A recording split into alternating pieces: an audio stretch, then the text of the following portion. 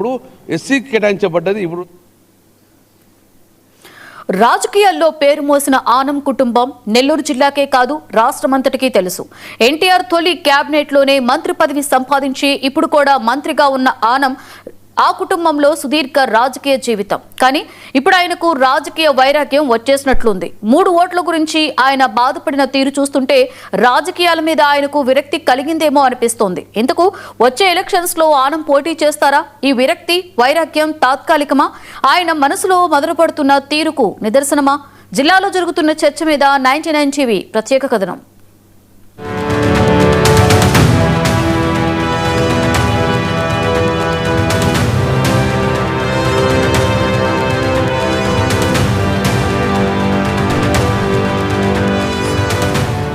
ఆనం కుటుంబం ఆంధ్రప్రదేశ్ రాజకీయాలలో ఒక బ్రాండ్.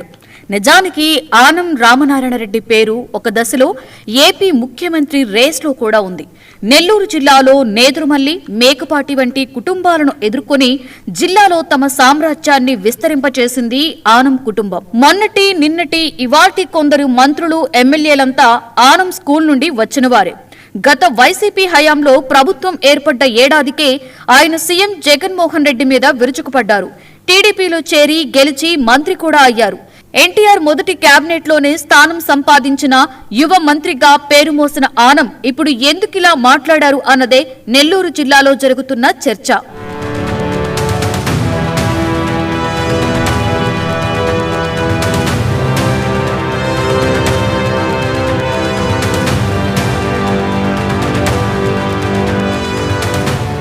మొన్నటి ఎలక్షన్స్ లో ఆత్మకూరు నుండి గెలిచిన ఆనం తరచూ నియోజకవర్గాలలో పర్యటిస్తున్నా కొన్ని ఊళ్లలో ఆయనకు తక్కువ ఓట్లు పడ్డాయన్న బాధ మాత్రం పోలేదు. 2014లో కాంగ్రెస్ నుండి పోటీ చేసి రాష్ట్ర విభజన నేపథ్యంలో కేవలం 6,000 ఓట్లు మాత్రమే వచ్చినప్పుడు కూడా కొంత అసంతృప్తి చెందిన ఆయన ఇంతగా బాధపడలేదు. 2019లో వెంకటగిరికి వెళ్లి మళ్లీ 2024లో ఇదే ఆత్మకూరులో మేకపాటి కుటుంబాన్ని సవాల్ చేసి గెలిచారు. అలాంటి ఆనం ఎన్టీఆర్ వర్ధంతి సందర్భంగా మర్రిపాడు మండలంలోని పొంగూరులో చేసిన వ్యాఖ్యలు ఇప్పుడు హాట్ టాపిక్ గా మారాయి. గ్రామంలో తనకి 3 ఓట్లు తగ్గాయని గుర్తు చేస్తూ గతంలో తాను చేసిన అభివృద్ధి ఏమైందని ప్రశ్నించారు. కుల ప్రభావం అయితే తాను కూడా రెడ్డినేనని, తనకెందుకు 3 ఓట్లు తక్కువ వచ్చాయంటూ ఆక్రోశం వెళ్లగక్కారు. వాళ్ళకి ఇంకా నాకన్నా 3 ఓట్లు ఎక్కువ వచ్చినాయి అంటే ఆశ్చర్యపడాలా పర్లేదా? బాధపడాలా పర్లేదా? ఒకసారి ఆలోచించండి. మిమ్మల్ని దగా చేసిపోయిన వాళ్ళకి నాకన్నా 3 ఓట్లు ఎక్కువ వచ్చినాయి. నీకు సహాయం చేయాలని కష్టపడ్డ వాడికి నాకు 3 ఓట్లు తక్కువ. నాకేం బాధ కలగడం లేదు. 3 ఓట్లు ఇక్కడ తక్కువ వచ్చినా ఇంకొక ఊర్లో 3 ఓట్లు పెంచి వచ్చినాయి కాబట్టి 9,000 మెజారిటీతో 8,000 చెల్లెలతో అనుకుంటాను గెలిచాను. మీలాంటి ఆలోచన లేకుండా అందరూ మంచి ఆలోచన చేసి పని చేసిన వాడికి సహాయం చేయాలి.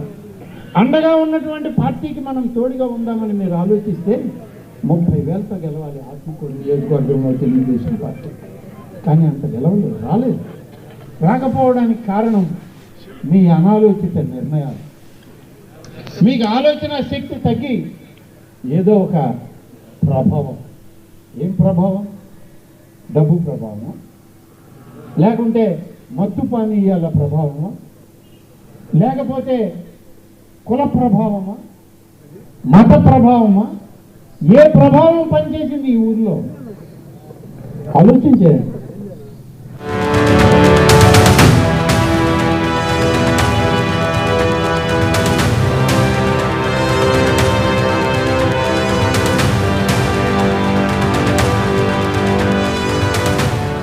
ఎన్నికలు జరిగి 2 ఏళ్లయ్యాక ఈ వ్యాఖ్యలు చేయడం ఏమిటి అన్నది అసలు ప్రశ్న.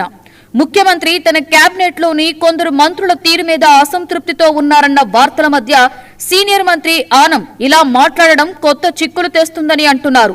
మరొక వైపు ఆయన తన కూతురు కైవల్యారెడ్డికి 2024 ఎన్నికల్లో సీట్ ఇప్పించాలని విఫలయత్నం చేశారు. ఆత్మకూరులో మాజీ ఎమ్మెల్యే బొల్లినేని కృష్ణయ్య, గూటూరు కన్నబాబు వంటి నేతలు కూడా ఉండడంతో ముందు ముందు ఇబ్బందిగా మారుతుందని ఆనం అంచనా. అందుకే కన్నబాబును ఆనం దూరం పెట్టారట.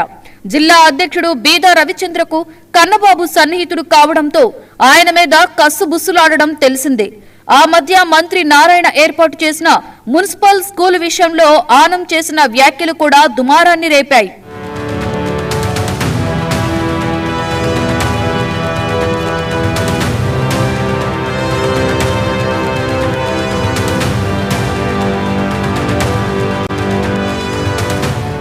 ఒక సీనియర్ మంత్రిగా ఎంతో మంది రాజకీయ నాయకులని సమాజానికి పరిచయం చేసి ఎనలేని రాజకీయ అనుభవం ఉన్న ఆనం ప్రస్తుత రాజకీయాల్లో ఇమడలేకపోతున్నారని ఆయన సన్నిహితులే చర్చించుకుంటున్నారు. వచ్చే ఎన్నికల్లో పోటీ చేసే ఆలోచన కూడా ఆనంకి లేదని, అందుకే తనలో ఉన్న వైరాగ్యాన్ని ఇలా బట్టబయలు చేస్తున్నారని చెవులు కొరుక్కుంటున్నారు నాయకులు. మరి ఆనం వ్యాఖ్యల వెనుక ఆంతర్యమేమిటో?